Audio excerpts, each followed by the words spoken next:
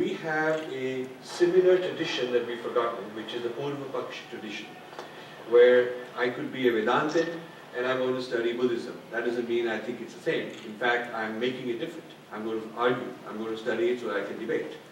And that doesn't mean I disrespect it, because I actually take it very seriously. Those are serious opponents. Or I'm a Buddhist and I'm going to debate the Vedantin, or I'm a Mimamsa, or I'm even within Vedanta, different schools.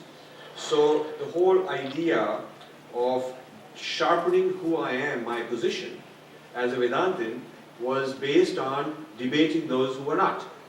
So in fact, I looked at one of the training courses, one of the training methodologies for a Buddhist monk was, you do your meditation, you do your rituals, you study your tradition, and then you have to spend a certain number of hours every day in the debating court. And you have to be a member of the Hindu team, a Vedantin team, and while being a Buddhist, to learn how they would debate, how would they answer this question, and things of that sort. So this, I think that what Francis has demonstrated is a Christian Siddhanta view of the Hindu in a very authentic way. What would a Christian think of the Hindu? What are its qualities and so on? A Purva Paksha from the Christian point of view. And I feel that Hindus need the equivalent of the Jesuit college, which I just learned has 20,000 Jesuits in the world. Now imagine, we don't have, we have maybe 500 professors in JNU, and maybe all of Delhi University, if you looked at the humanities, would have maybe just a few thousand professors. Imagine there is no Shankaracharya, there is no, if you look at Chinmaya Mission, which is a large one, they have maybe 300 Swamis, 500 Swamis, something like that. Just imagine the staggering number of intellectual capital, scholars of highest quality, acharyas, theologians, who are exceedingly well educated, exceedingly well trained, who run dozens of colleges of their own all over the world, maybe a few hundred, I think in US 30 colleges, who have their own journals, who have their own television.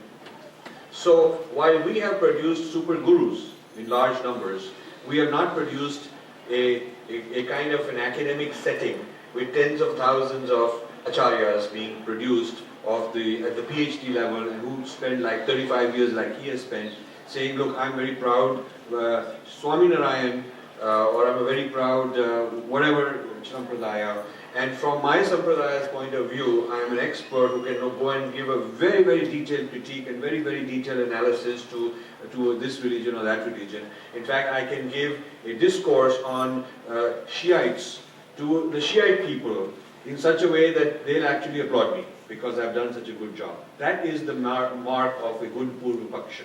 So I applaud that he has achieved, that the Jesuit college, which is almost 500 years old, has achieved that. Here is a tradition which is a very, very serious tradition.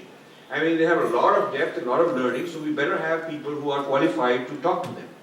So at the time, they didn't have a whole lot of very highly esteemed, qualified, intellectual people who could represent Christianity in a very detailed philosophical sense. The Jesuit college was created for that. Now 500 years later, they have 20,000 people, out of which 4,500 are in India, Jesuits. So imagine, in India alone, 4,500 Jesuits, and I don't think Hindus have a fraction of that for intellectual horsepower available. So I think there's things we can learn how, and when you tell this to a lot of Hindus, when I mentioned this to one of the top Hindu organizations I won't name, how much time do you spend when you are training Swamis? How much of their time is spent in comparative religion? So he said, I don't care about others, I only care about what's in my heart. I know the truth. Why should I care about that? So I said, because have you forgotten the Purva Paksha? So he was a bit impressed by that, but he hadn't thought of it, that we really need to do Purva Paksha. But then he started saying, oh, we teach them about Buddhism, and we teach them about Jainism, and we teach them about Mimamsa.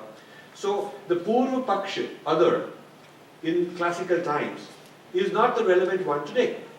In the classical times, when you learned Vedanta, you would, the other who was there at your doorstep was the Buddhist, that was the competitor, or the Jain, or the Mimamsa, or somebody else. So the Purva Paksha, other, today has to be the Western. the Marxist. We have to teach every Swami, every Pandit, everybody taught Hinduism should be doing Puru Paksha of Marxism, of Christianity, of Judaism, of postmodernism, of enlightenment, of Islam. Those are the Puru Paksha that are relevant today. And this is therefore not something alien to our tradition. This is how we traditionally learned.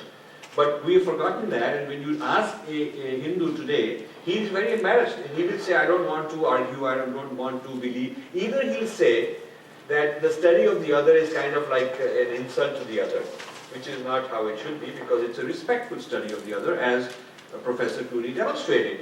That you can be yourself, the others is the other, and yet you can deal with them very seriously without disrespecting them.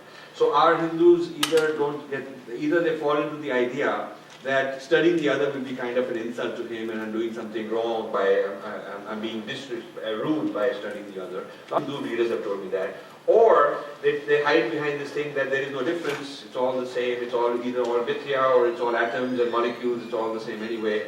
And they have this very naive, bumpkin kind of mindset of sameness, which means that I really don't have to work so hard to study what the other is all about because it's all the same.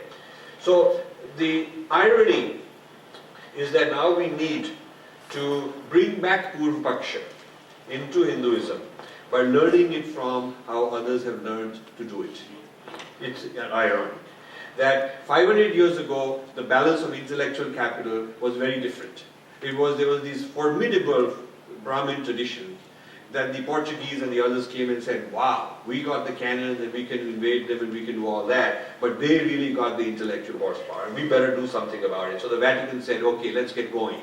And now, today, after 500 years, we don't have something like that, and the Christian traditions do. So I'm very glad that we can have this dialogue with Francis.